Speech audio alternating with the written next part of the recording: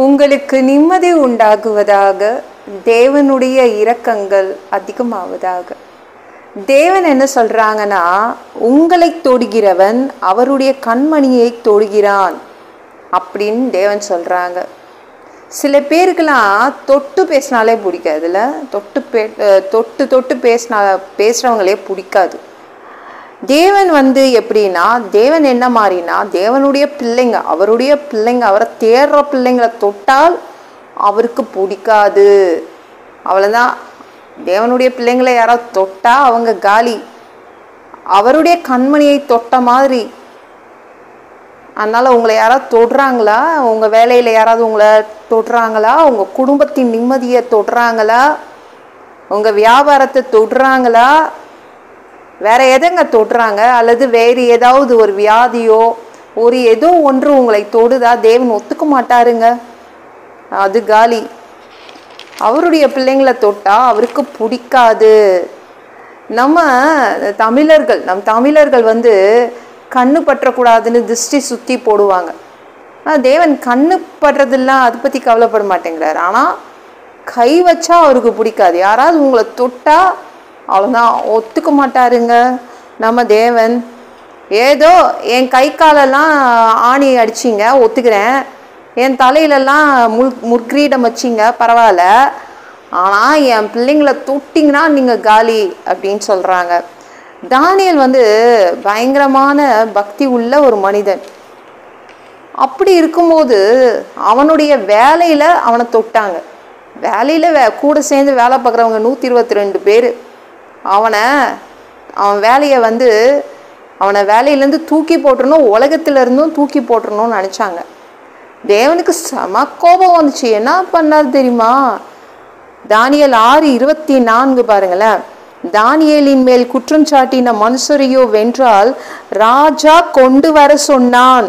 அவர்களையும் அவர்கள் குமாரரையும் அவர்கள் மனைவிகளையும் சிங்கங்களின் கெவியிலே போட்டார்கள்.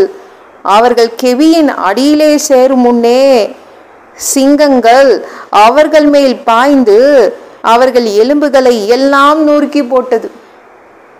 பாருங்க, தானியேல 122 பேரு. இவன் வேலையை விட்டு போனா நல்லா இருக்கும், இவன் உலகத்தையே விட்டு போயிட்டா கூட நல்லா இருக்கும் அப்படின்னு ஒரு சதி வேலை செய்தாங்க. கடைசியில் என்ன ஆச்சு? அந்த 122 பேரை மட்டும் அந்த ராஜா சிங்கக்கெபியில போடல, அவங்களுடைய குடும்பத்தின் அந்த குடும்பத்தின் உறுப்பினர்கள் எல்லாத்தையுமே தூக்கி சிங்கக்கெபியில போட்டாங்க. தேவனுக்கு கோபம் வந்தால் அப்படிதாங்க செய்வார். உங்களை யாராவது தொட்டாங்கன்னா, உங்கள் வேலையோ உங்கள் வியாபாரத்தையோ உங்கள் பிள்ளைங்களையோ ஏதாவது தொட்டுச்சுன்னா அவ்வளோதான் காலி. அவங்க காலி. ஒத்துக்க மாட்டாருங்க. சிலுவையில் அவர் மற்றவங்க தொடுறதுக்கு அலோவ் பண்ணார், அவரை குத்துறதுக்கு அலோவ் பண்ணார். ஆனால் உங்களை தொட அவர் அலோவ் பண்ண மாட்டார், அனுமதிக்க மாட்டார். அதான் நம்ம தேவன் பயங்கரமாக பாதுகாக்கிறார் உங்களை.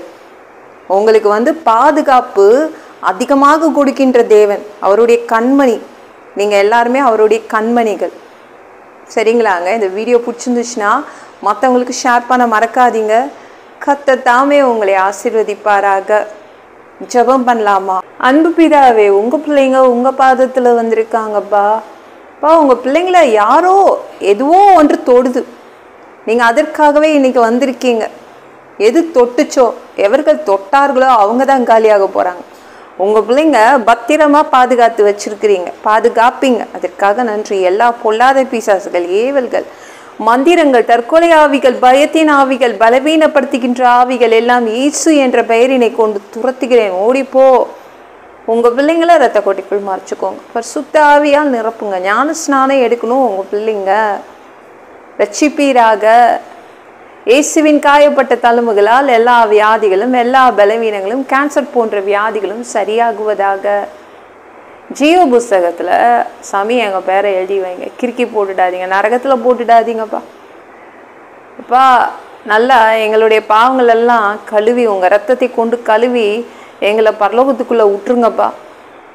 2வது தடவை நீங்கள் இந்த பூமிக்கு வரப்போறீங்கப்பா. அந்த ஒரு நொடிக்காக காத்துட்ருக்கோம். இயேசுவை வணங்கிப்பா சுத்தமாக வாழ்ந்து காத்துட்ருக்கோம். அந்த ஒரு நொடி உங்களுக்கு ஒப்பாக ஒரு உடம்பு கொடுப்பீங்க. அந்த உடம்பை பெற்றுக்கொண்டு உங்களை பார்க்க நாங்களே பறந்து வந்துடுவோம்.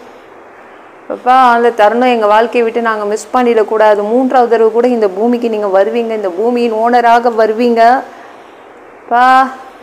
அந்த 1000 வருடம் அரசாட்சியில் கூட நாங்கள் வந்து நிற்கணும். உதவி செய்யுங்க. எல்லாவற்றையும் ஒப்பு கொடுக்குறேன். இயேசு மூலம் ஜெபம் கேளும் பிதாவே. ஆமென்.